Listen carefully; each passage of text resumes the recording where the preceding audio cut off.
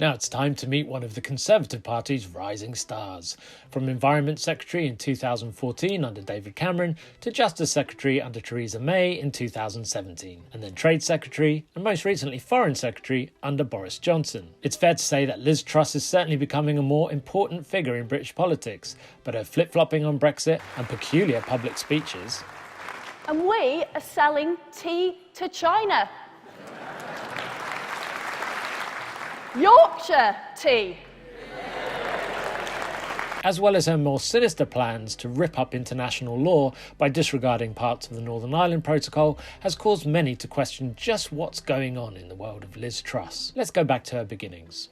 Truss was born in 1975 to reasonably well-to-do parents, who she described as to the left of Labour. Her mum was an active member in CND, and her dad would later refuse to campaign on behalf of his daughter during her run for a Conservative parliamentary seat in 2010. Initially, she was a Liberal Democrat and became president of her university's Lib Dems group. She even reportedly gave a speech at their 1994 conference in which she professed to be an anti-monarchist, saying, "We Liberal Democrats believe in opportunity for all. We do not believe people are born to rule. Oh, how things have changed." She later went on to work at Shell as a commercial manager, becoming more and more conservative the older she got. In 2006, she became a Conservative councillor for the London Borough of Greenwich.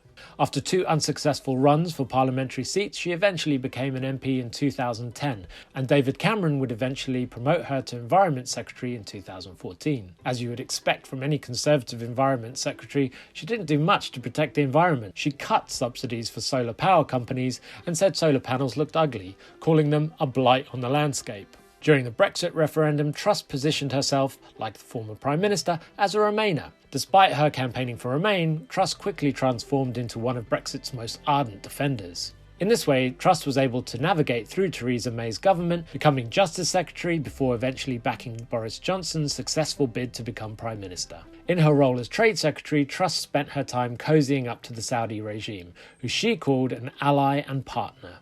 She also helped them out by lifting a year-long export ban of arms equipment despite its many human rights abuses and the war-induced famine in Yemen. Since becoming Foreign Secretary, she has continued the support for Saudi Arabia and shows no signs of stopping. The story of Liz Truss is one of political opportunism. She's managed to cling on to top government positions through her lack of regard for what's in the public interest, and she's worked to ensure that wealth for her and her class is protected.